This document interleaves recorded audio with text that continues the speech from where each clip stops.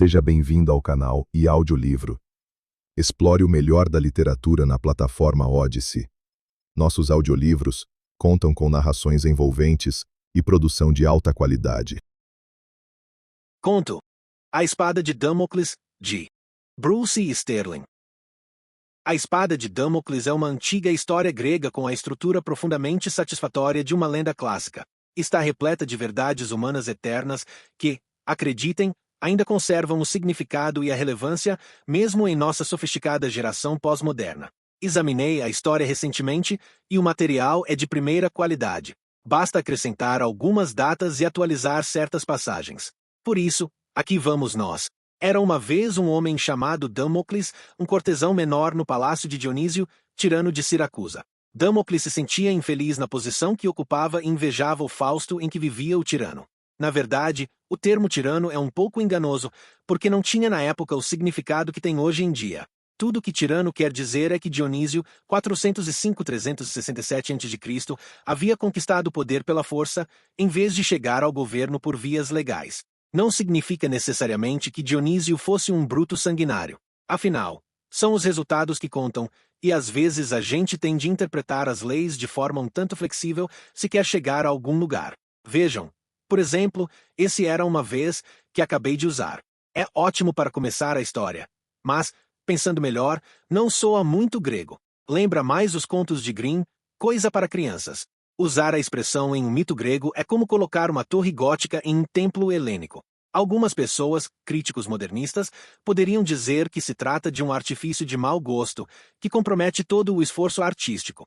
Naturalmente, os críticos modernistas de verdade devem estar passando por um mau pedaço nos dias de hoje.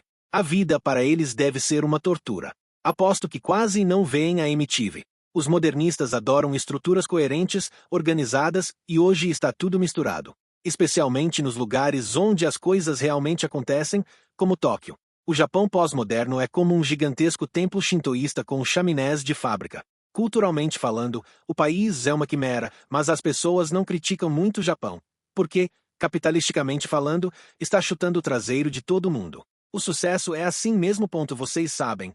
Pode parecer incrível, mas juro que é verdade. Existem pessoas hoje em dia que literalmente moram em Tóquio para ganhar tempo. São banqueiros e corretores de Nova York e Londres que deixaram suas pátrias e se mudaram para Tóquio com a missão de aproveitar o fuso horário do Japão. Verdade. Os bancos pós-modernos têm de funcionar 24 horas por dia e a bolsa de valores fecha em Nova York algumas horas antes de abrir em Londres. Atualmente, todos os grandes agentes financeiros enviam seus empregados aos grandes mercados do mundo com a missão de colonizar o tempo. O tempo passou a ser uma mercadoria como outra qualquer. De modo que minha frase de abertura ficou prejudicada, mas o importante é continuar com a história, de forma simples, direta, despretensiosa, natural. Esqueçam a metáfora da torre gótica. Vou contar a coisa sem me preocupar com a forma. Como contaria para amigos íntimos em minha sala de visitas, aqui em Austin, Texas. Escutem, portanto, havia esse sujeito chamado Damocles, que frequentava o palácio de Dionísio, que ficava na Sicília. Na Sicília antiga. Acontece que Damocles não era italiano, e sim grego, porque naquela época, isso foi antes do Império Romano, os gregos eram excelentes marinheiros e fundaram colônias em muitos lugares distantes. É melhor deixar para lá as análises históricas. Seria ótimo como pano de fundo, mas não posso abordar o assunto neste tom coloquial sem ficar parecendo um simplório. Por isso, vamos nos limitar à trama principal, está bem? O importante é que Damocles realmente tem inveja do chefe, aquele príncipe magnífico chamado Dionísio. Assim, um dia, Damocles veste o quitão de Dionísio, uma espécie de túnica leve, e calça seus borzeguins, botinas de cano fechado com cordões, como a que vocês veem nas óperas, se é que vão à ópera, coisa que eu, pessoalmente, nunca faço. Mas já devem ter visto alguma ópera na TV, certo? Por falar no assunto, já que estamos na minha sala de estar, por que não deixamos tudo para lá e vamos ver televisão? Quero dizer, que sentido faz essa tal de tradição oral? Quando foi a última vez que escutaram um amigo contar uma história completa? Não estou falando das mentiras a respeito do que ele e os companheiros andaram fazendo no sábado à noite. Refiro-me a histórias de verdade, com começo, meio e fim. E uma moral. Vamos reconhecer a verdade, isso não se faz mais nos dias de hoje. Nós, pós-modernos, não vivemos em uma cultura oral. Quando queremos apreciar juntos uma história, alugamos uma fita de vídeo. Quase no escuro é uma boa pedida. Por minha conta, ponto de modo que, sim, se vou fazer este trabalho, terá que ser uma obra literária. Terá que soar como uma coisa arcaica, no bom sentido. Uma história contada, não à maneira dos pós-modernos, mas como os gregos a teriam contado. Simples, respeitável, clássica, altiva. Cheia de gravitas, de ubris e de outros termos que impressionam. Vou tecer uma rede mágica de palavras, alguma coisa capaz de transpor os séculos, levando-nos de volta ao mundo autêntico e ancestral da cultura ocidental. Vamos imaginar a cena. Estamos juntos em um bosque de oliveiras, em uma colina da antiga Atenas. Eu sou o Mitagogo, provavelmente um cara cego ou manco que sobrevive à custa de sua capacidade de contar histórias. Posso ser um escravo, como Esopo. Estou inventando, ou recitando de cor, esses mitos maravilhosos que vão durar para sempre, mas, pessoalmente, não sou grande coisa. Vocês, minha plateia, por outro lado, têm um ótimo aspecto. São todos jovens aristocratas cujos pais estão pagando por isto. Têm os corpos cobertos de óleo, cabelos encaracolados e manejam com destreza o disco e o dardo. Alguns de vocês estão nus, mas ninguém repara. Até mesmo os mais bem vestidos usam o que não passa de uma toalha de mesa presa com grandes alfinetes de bronze. Já falei que são todos homens? Sinto muito, mas é verdade. As jovens aristocratas, não sei como contar isso a vocês, meninas, mas estão todas tecendo quitões na parte mais escura da casa. Não deixam vocês ouvirem os mitagogos. Isso poderia deixá-las cheias de ideias. Na verdade, vocês nunca saem de casa. Nós rapazes vamos visitá-las depois da meia-noite. Depois de nos embebedarmos com Sócrates. Aí poderemos nos divertir juntos. Provavelmente, vamos engravidá-las. Ainda não foi inventado nenhum método anticoncepcional decente. Pelo menos, não do tipo embrulhado em plástico que as pessoas vão usar no final do século XX. Essa é uma das razões pelas quais Damocles tem um amigo muito querido chamado Pítias. Espere um momento. Já que sou um autêntico mitagogo grego, devo chamá-lo de Píntias. Originalmente, Pítias era chamado de Píntias. No século XIV, um escriba medieval se enganou ao copiar a história, e desde então ele passou a ser Pítias. Existe até um clube chique no século XX chamado Sociedade dos Pitianos, cujo nome se deve a um erro de ortografia. Que ironia, hein? Serve para mostrar o que pode acontecer se um contador de histórias não for muito cuidadoso. Seja como for, Damocles e Pítias eram dois amigos íntimos que viviam na corte de Dionísio. Um dia, Damocles ofendeu o tirano e foi condenado à morte. Damocles pediu que a execução da sentença fosse adiada por alguns dias, para que tivesse tempo de se despedir da família, que morava em outra cidade. Entretanto, o cruel Dionísio se recusou a atendê-lo. Nessa altura, o nobre Pítias interveio. Tomarei o lugar do meu querido amigo Damocles, declarou ao tribunal. Se ele não voltar em 7 dias, podem me executar. O coração de Dionísio foi tocado por aquela estranha proposta. Curioso para ver o desfecho, concordou com a troca. Os dois amigos se abraçaram, chorando, e Damocles partiu para levar a família a trágica notícia. Pítias foi trancado em um calabouço. Os dias se passaram, um a um. Espere um momento. Droga, disse Damocles. Queria dizer Daemon. A história é Daemon e Pítias e não Damocles e Pítias. Eu sempre confundo esses dois. Essa não. Estava indo tão bem, agora olhem para mim. Não tenho nenhum personagem na minha história. Nenhum personagem de verdade exceto eu, o autor. Não posso acreditar que tenha me metido nesta situação. Quero dizer, essa literatura pós-modernista experimental, em que os autores utilizam a si próprios como personagens. Detesto esse lixo. Sou um autor popular de ficção científica. Escrevo aventuras com muita ação. Claro que é uma coisa pouco convencional, mas não é a estrutura que é pouco convencional. São as ideias, como atratores estranhos e implantes cerebrais. Agora, olhem para mim. Não apenas sou um personagem de minha própria história, mas meu único assunto de verdade até agora é a estrutura da narrativa. Não aguento quando os críticos pós-modernos comentam um conto usando termos como estrutura da narrativa. Esses operários da demolição civil atacam as histórias como se fossem garotas passando na calçada. Gritam coisas que não são apenas obscenas, mas também totalmente confusas e incompreensíveis. É como se berrassem. Ei, olhe só para a biomecânica pélvica daquela belezinha. Que par de órgãos lactíferos hipertrofiados. Eu nunca deveria ter saído da FC do tipo hard.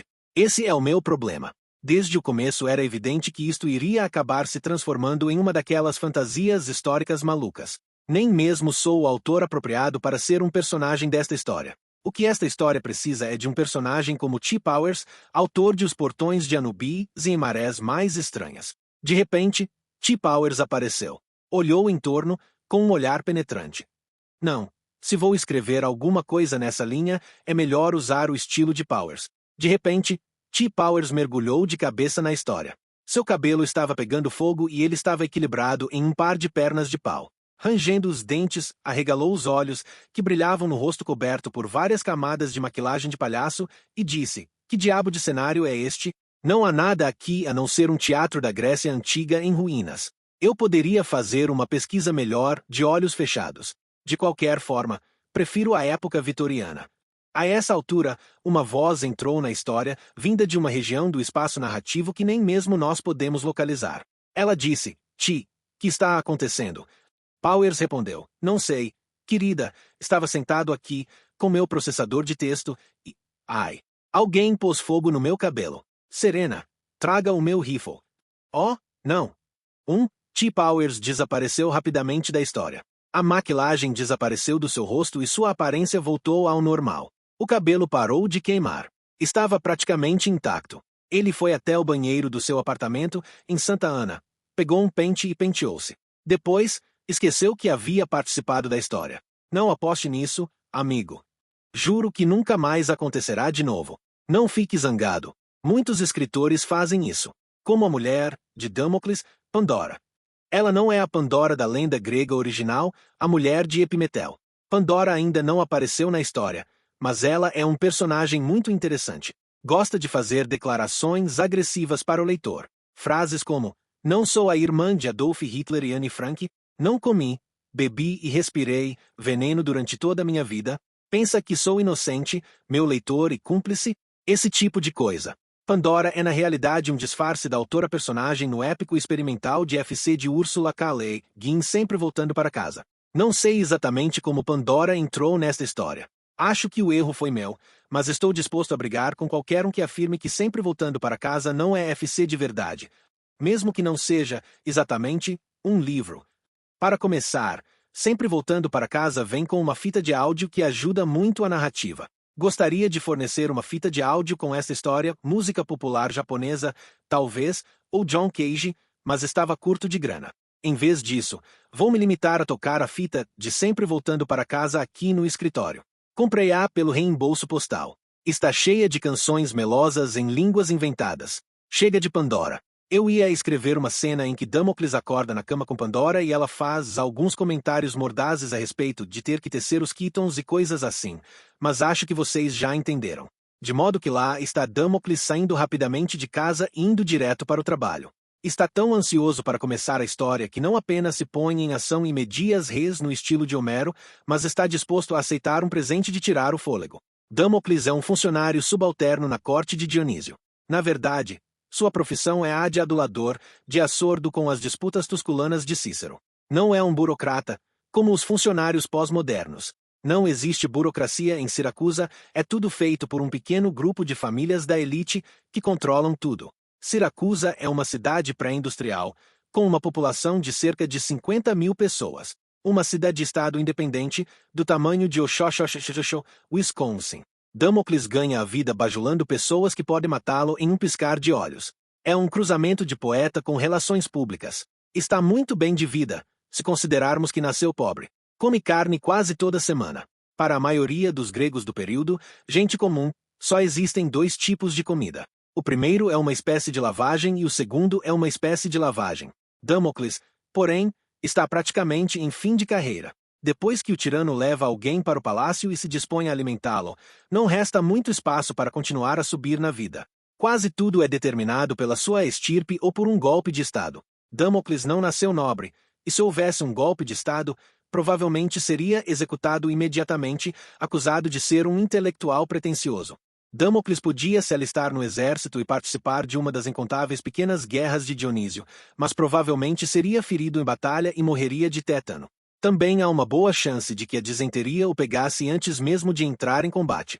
As epopeias de Homero não falam muito nas doenças, mas elas estavam lá, o tempo todo. Houve até mesmo uma praga assassina no período, denominada os suores, a que Tucídides se refere em suas narrativas. Certa vez, liquidou metade dos habitantes de Atenas. Ninguém sabe que tipo de doença eram esses suores, nem de onde vieram. Esperamos que não tornem a aparecer. Pois Damocles vai até a corte, usando uma roupa de segunda mão, porque o dia não parece promissor. Damon e Pythias estão lá. Damocles os conhece desde que eram crianças, ele conhece todas as pessoas importantes de Siracusa, que é uma cidade pequena. Desde que D&P conquistaram as boas graças de Dionísio, usando o golpe de se oferecerem para morrer um pelo outro, passaram a ser figurões da corte. Damocles já teve que compor um monte de ditirambos, e ambos enapestos em homenagem a eles. Não consegue encontrar mais rimas para Píntias e reza para que o sujeito resolva mudar seu maldito nome. Nesse dia, porém, descobre, surpreso, que está havendo uma grande festa. 3 dos navios de guerra de Dionísio voltaram da costa do Egito, onde afundaram alguns juncos e capturaram escravos e carga. É uma grande vitória, comemorada com vinho e cerveja. Damocles abre caminho no meio da multidão e também se serve. O vinho lhe sobe rapidamente à cabeça. Ninguém ainda sabe o que é fermentação, de modo que a qualidade do vinho varia muito. De vez em quando, faz você vomitar no ato, mas às vezes o teor alcoólico chega a 4 ou 5%. Aquele é vinho de primeira, trazido da Grécia, com apenas um pouquinho do gosto do alcatrão usado para selar as ânforas. Damocles fica totalmente bêbado. Dionísio está de muito bom humor. Nesse estado, costuma inventar torturas psicológicas engenhosas para os seus aduladores. Manda chamar o trôpego Damocles para imortalizar o dia glorioso com versos de improviso. Damocles faz o melhor que pode. Apanha um tamborim de pele de cabra e começa a bater com ele nos quadris para se lembrar da métrica adequada. Declama vários enlatados de Homero, os epítetos cheios de lugares comuns que você usa quando não consegue pensar em nada original, como fulano de tal, do elmo emplumado, ou a armadura fez um som metálico quando ele caiu, e mesmo coisas que soam vagamente cômicas nos dias de hoje, como ele mordeu a poeira. Mas pode ver claramente que não está funcionando. Fica desesperado. Começa a balbuciar a primeira coisa que lhe vem à cabeça. Livre associação, surrealismo. Nós, pós-modernos, estamos acostumados a esse tipo de discurso desde o tempo de Max Ernst e do dadaísmo, mas ele não faz muito efeito com Dionísio. De modo que, Damocles recorre ao seu último trunfo, o da lisonja desavergonhada. Dionísio é um homem de sorte, os deuses sorriem para ele, o poder do tirano é absoluto, todos o invejam. Muito interessante. Interrompe Dionísio, com aquele seu sorriso sádico. Fala alguma coisa para o adolescente de formas atléticas que está servindo vinho e depois faz um gesto a Damocles para que se aproxime. Então você quer ser o tirano, não é? Claro. Quem não quer?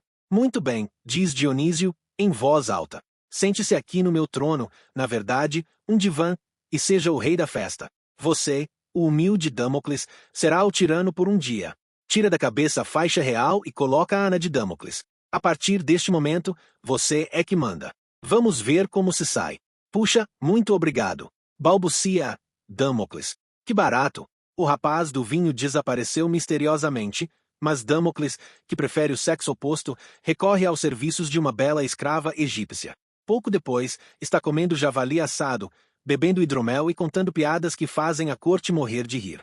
Os risos são um pouco nervosos, o que Damocles atribui ao imprevisto da situação. Só para quebrar o gelo, ele dá algumas ordens realmente tirânicas. Obriga alguns dos nobres mais velhos e respeitáveis da corte a imitar cabras e burros. É tudo muito divertido. De repente, Damocles observa um estranho reflexo no bronze polido de sua taça de hidromel. Olha para cima. O rapaz que estava servindo vinho para Dionísio está trepado em uma das vigas que sustentam o teto do palácio. Acabou de amarrar na viga uma pesada espada de bronze, usando para isso um único fio de lã. A espada está pendurada, com a ponta para baixo, bem acima do torso reclinado de Damocles. Que significa isto? Pergunta Damocles. Dionísio, que o estava observando de longe, dá um passo à frente. Cruza os braços, cofia a barba real. Isto, explica, é a natureza real do poder político. Isto é o medo permanente com o qual os tiranos têm que conviver e que vocês, súditos avoados, nem desconfiam que existe. Uma gargalhada profunda brota do peito real. Entendi, diz Damocles. É uma metáfora, uma espécie de koan. Isso mesmo, concorda Dionísio. Agora vá em frente, Damocles, divirta-se enquanto pode. Você não vai sair tão cedo desse divã. Ainda bem. Só agora encontrei uma posição confortável, diz Damocles, apoiando a cabeça em um grande embrulho que contém 100 quilos de TNT. Ele estava carregando os explosivos o tempo todo em uma espécie de mochila. Na verdade, todo mundo no palácio está carregando um embrulho com TNT. Apenas não haviam notado, até que a situação se tornasse metaforicamente clara. Todos os habitantes de Siracusa têm sua cota de explosivos. Todos os homens, mulheres e crianças do planeta, até mesmo os inocentes bebês em seus bercinhos. Todos carregam sua parcela da megatonelagem global. Jamais se separam dela, mesmo quando conseguem esquecer-se de que existe. Arrastam-na por toda parte, entra dia, sai dia, porque tem de fazê-lo. Porque é assim no mundo pós-moderno. O custo quase os leva à bancarrota, o peso constante provoca calos em suas almas, mas ninguém pensa muito no assunto. É a única forma de manter a sanidade. Assim, com um sorriso de felicidade, Damocles manda 2 dos seus guardas agarrarem Dionísio, o que fazem prontamente. Mostram a ele alguns dos problemas de viver como um camponês. Começam por arrancar-lhe vários dentes, sem seguro de saúde. Depois, fazem com ele algumas coisas ainda mais engraçadas e por fim o abandonam na rua, roto e sem vintém. Assim é a famosa lenda A Espada de Damocles. Espero que tenham gostado. Damocles viveu feliz para sempre, à sua maneira simples, travessa, até pegar uma cirrose, viciar-se em cocaína ou morrer de AIDS. Quanto a Dionísio, foi morar na Califórnia, onde participa frequentemente de programas de entrevistas e faz conferências lucrativas para câmaras de comércio e comitês de ação política. Está escrevendo suas memórias, nas quais afirma que foi um excelente governante. Está querendo transformá-las em filme. Mas não tem problema, acho que não vai conseguir. Fim do conto. Contribua com o canal para que possamos continuar produzindo audiolivros. Doe em livepix.gg/eaudiolivro.